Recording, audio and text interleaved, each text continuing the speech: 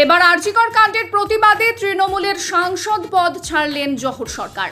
এই বিষয়ে মুখ্যমন্ত্রী মমতা বন্দ্যোপাধ্যায়কে চিঠিও দিয়েছেন তিনি। আরজিকর কাণ্ডের প্রতিবাদে সুর চড়িয়ে এর আগে দলের অস্বস্তি বাড়িয়েছিলেন তৃণমূলের রাজ্যসভা সাংসদ সুখেন্দু শেখর রায়। কিন্তু এই প্রথম শাসক দলের কোনো সাংসদ ইস্তফা দেওয়ার সিদ্ধান্ত নিলেন। শুধু তাই নয়, রাজনীতি থেকেও সরে দাঁড়ানোর সিদ্ধান্ত নিয়েছেন জহর। মুখ্যমন্ত্রী মমতা বন্দ্যোপাধ্যায়কে লেখা চিঠিতে জহর বলেছেন, আমি গত 1 মাস ধৈর্য ধরে আরজিকর হাসপাতালের ঘৃণ্য ঘটনার বিরুদ্ধে সবার প্রতিক্রিয়া দেখেছি আর ভেবেছি আপনি কেন সেই পুরনো মমতা ব্যানার্জির মতো ঝাঁপিয়ে পড়ে সরাসরি জুনিয়র ডাক্তারদের সঙ্গে কথা বলছেন না। এখন সরকার যেসব শাস্তিমূলক ব্যবস্থা নিচ্ছে তা এক কথায় অতি অল্প এবং অনেক দেরি হয়ে গিয়েছে। শুরুতে এই আন্দোলনকে বাম বিজেপির আন্দোলন বলে দাবি করেছিলেন মমতা। সেই পথে হেঁটে তৃণমূলের অন্য নেতারাও সেই দাবি করতে শুরু করেছিলেন প্রকাশ্যে। এই প্রবণতার নিন্দা করেছেন জহর।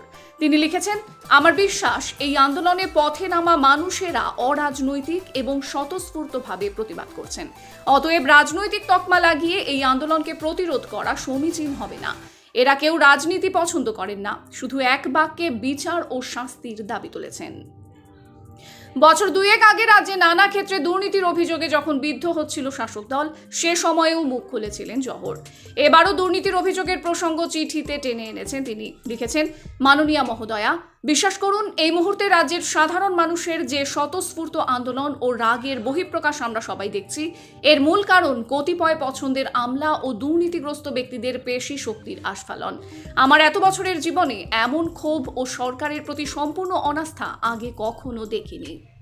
চিঠিতে জহর জানিয়েছেন, সংসদে নরেন্দ্র মোদী ও বিজেপি সরকারের স্বৈরাচারী ও সাম্প্রদায়িক বিভাজনের রাজনীতির বিরুদ্ধে লড়তেই সাংসদ হয়েছিলেন। কিন্তু 2022 সালে রাজ্যের প্রাক্তন শিক্ষামন্ত্রী পার্থ চট্টোপাধ্যায়ের বিরুদ্ধে যেসব দুর্নীতির অভিযোগ উঠতে শুরু করেছিল তাতে বিচলিত হয়ে পড়েছিলেন। আরও সক্রিয় হওয়ার পরামর্শও দিয়েছিলেন দলকে, কিন্তু তখন দলের অনেক নেতা তাকে হেনস্থা করেছিলেন বলেও ক্ষোভ উগরে দিয়েছেন জহর। তিনি লিখেছেন, আমি আমার দায়িত্ব পালন করলাম, কিন্তু আমার রাজ্যে দুর্নীতি আর দলের একাংশের নেতাদের অন্যায় দাপট দেখে আমি হতাশাগ্রস্ত হলাম।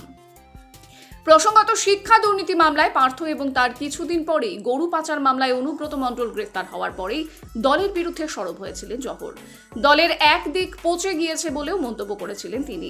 বাড়ির লোকেরা ও বন্ধু বান্ধবেরা তাকে রাজনীতি ছাড়তে বলেছেন বলেও দাবি করেছিলেন। সে সময় জহরের বিরুদ্ধে পাল্টা সুর চড়িয়েছিলেন তৃণমূলের আর এক প্রবীণ সাংসদ সৌগত রায়। তিনি বলেছিলেন, জহর সরকার কোনোদিন তৃণমূলের মিছিলে হাঁটেননি। ওকে সবচেয়ে লোভনীয় পদ রাজ্যসভার সাংসদ করেছিল দল।